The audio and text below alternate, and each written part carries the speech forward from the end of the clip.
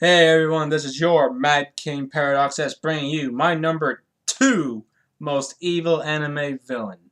And this time I am discussing Sosuke Aizen from Bleach.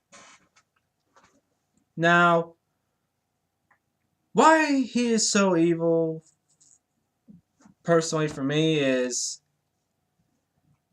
sort of his subtlety.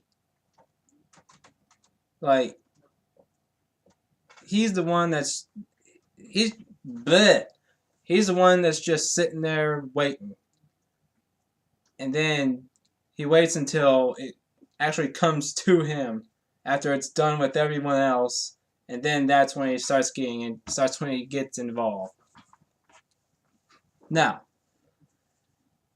for 100 years, he was in the Soul Society planning. Uh, fuck, I forgot what it was called. He was just planning on uh getting the key thing. I can't remember what it's called for some odd reason, but in those 100 years, he holified many captains, recruited two people to his side, caused Urahara to have to leave the Soul Society, became a captain, fooled everyone into thinking he was a great guy, even lied, fooled people into what his sword was. Basically, he was able to pull this off because his sword technique was being able to. I don't really want to say illusions. It translates into something hypnotize or something, but yeah, pretty much it causes illusions. That's what it does in a nutshell. So, 100 years later, uh, Rukia is about to be executed due to Aizen, but we didn't know that until he revealed it. Takes the Hogyoku out of her Gigai body and escapes to Hueco Mundo, where he is apparently the leader of Hueco Mundo because he forced his way in and overthrew the king of Hueco Mundo. And he also did experiments on them, turning them into Espada. Or Arancars, I should say. Espadas are the top 10, obviously. But he pretty much his plan is to use the Espada and the other Arancars to destroy Karakura Town in order to make the key thing that I cannot remember what its name is right now.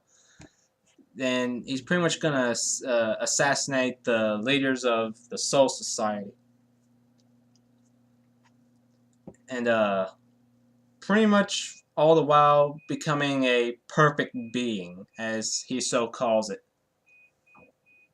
Because pretty much that whole section of the series is like Soul Reapers with Hollow powers and Hollows with Soul Reaper powers, and pretty much Aizen's perfect form is like a crossbreed between Hollow and Soul Reaper. Now, he is powerful. Seriously, he is powerful. I believe they said he had the power of 2 captains, which is how he's able to use the Hogyoku while it was still dormant. But one of the reasons he's on my list, and this is pretty much his biggest factor, he fears nothing. I'm completely serious. He fears nothing. That's why the Hollows accept him as their leader, because for creatures of fear, a man who fears nothing is a king in their world. Now, he put together the Arancars and the Espada But he also made it to where he narrowed it down pretty much after he was done making them, because ones who weren't loyal to him, he had killed off in one way or another, or ones he thought were too weak, he had killed. Like, he killed Halibel. That pissed me off so bad. But yeah, pretty much that was his whole thing. He feared nothing, wanted to become a perfect being, which he didn't even come close compared to what Ichigo did with that final final Tensho, I believe it was called.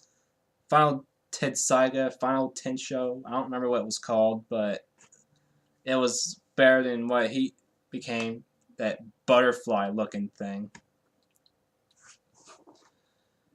Yeah, and pretty much after he's beaten, he is the new council people they had, because he killed off the ones before he left, sentenced him to some odd years, and he insulted them, and he was like, "Oh, that's it. You're gone for."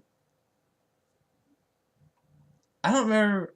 It was like a couple thousand years he was going to be imprisoned. I can't remember if it was 2,000 or 10,000. It was a really long time. That's all I remember. All right. Yeah.